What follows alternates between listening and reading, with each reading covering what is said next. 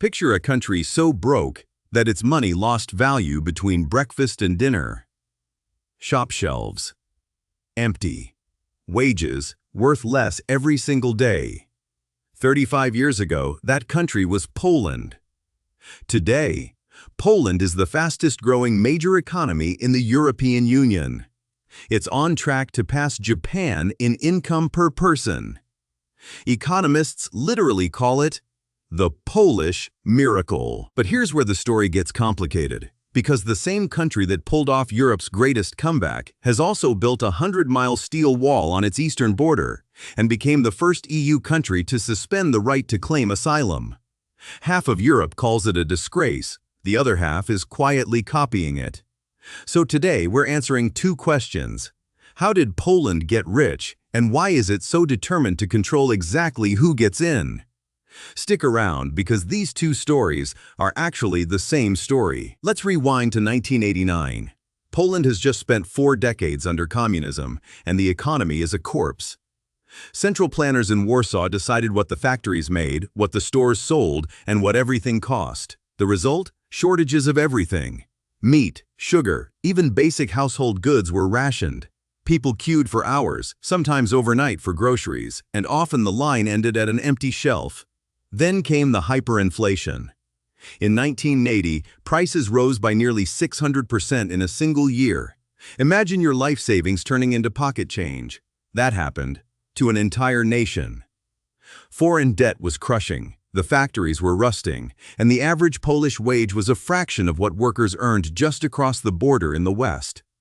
When communism finally collapsed, Poland wasn't starting from zero. It was starting from below zero. And this is where Poland made the most controversial economic decision in modern European history. Most countries escaping communism moved carefully. Poland did the opposite. On January 1, 1990, Finance Minister Leszek Balcerowicz hit the economy with what became known as shock therapy. Price controls? Gone overnight. Unprofitable state factories? Cut off. Inflation? Strangled with brutal discipline. And the doors were thrown wide open to foreign trade and private business.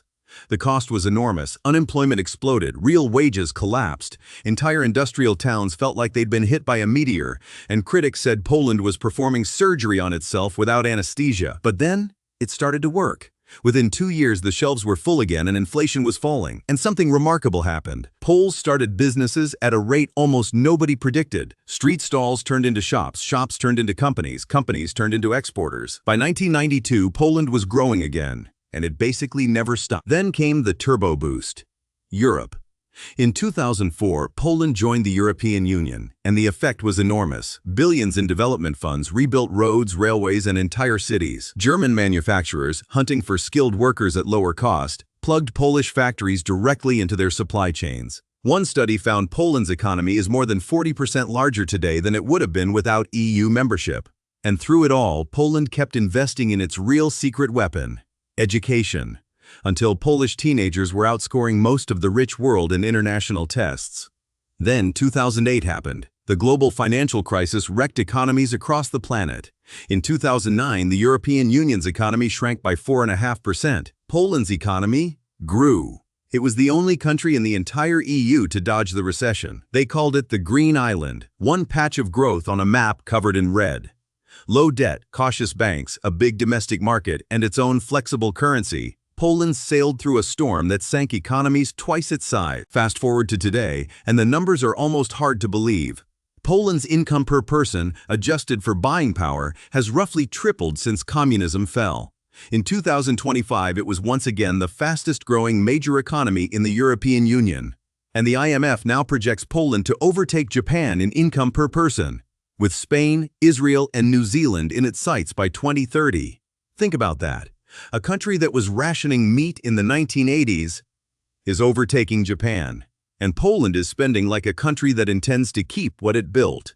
Almost 5% of its entire GDP now goes to defense, the highest share in all of NATO. Warsaw's skyline is a forest of cranes and glass towers. Economists call this the most successful economic transformation in Europe. Maybe anywhere.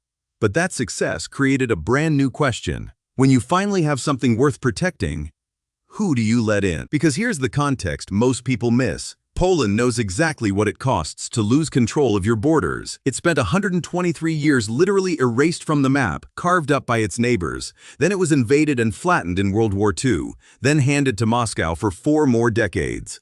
In Poland, sovereignty isn't a slogan, it's a scar. So in 2015, when Brussels tried to assign every EU country a mandatory quota of relocated asylum seekers, Poland refused, point blank. Warsaw's argument was simple. Who enters a country gets decided in that country, not in Brussels. Then in 2021, something stranger happened. Belarus, Poland's authoritarian neighbor and a close ally of Russia, started luring migrants from the Middle East with easy tourist visas, then bused them to the Polish border and pushed them across.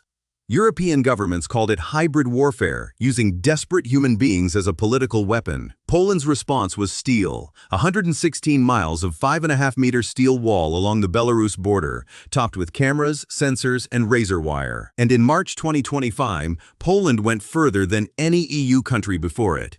It suspended the right to claim asylum for people crossing illegally from Belarus. When Parliament extended the measure, the vote was 366 to 17. Near total unanimity in a country whose politicians agree on almost nothing. Prime Minister Donald Tusk's argument, asylum law was written to protect people fleeing danger, not to protect a hostile state deliberately pushing people at your border as a weapon. The results came fast. Attempted illegal crossings dropped by almost half in 2 months. And the EU's own migration commissioner stood at that wall and called Poland's approach correct, praising it for defending Europe's eastern frontier.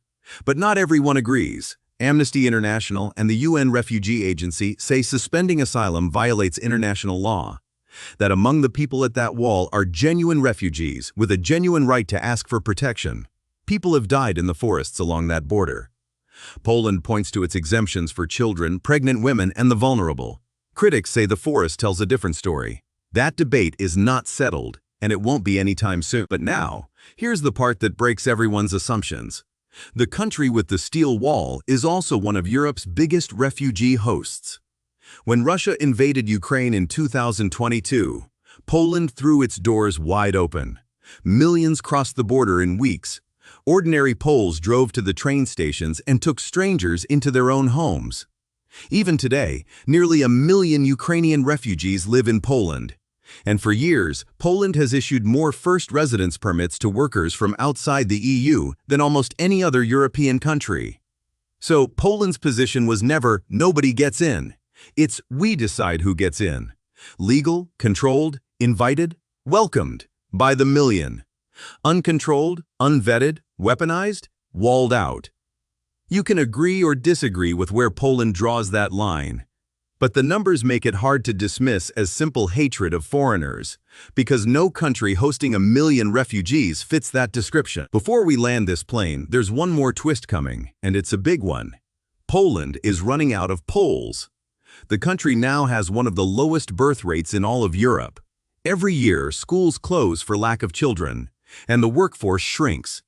Economists estimate Poland may need millions of extra workers over the coming decades just to keep its factories running and its pensions paid. Read that again. The country famous for saying no to Brussels migration quotas quietly needs immigration more than almost any nation in Europe. And here's the thing.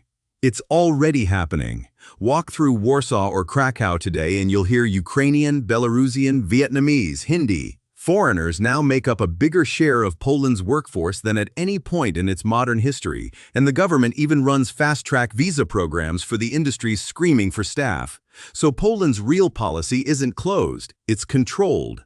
The wall on the Belarus border and the work permits in Warsaw offices are two sides of the same coin. We choose whether that balancing act can survive an aging population, a hostile neighbor, and an angry European debate.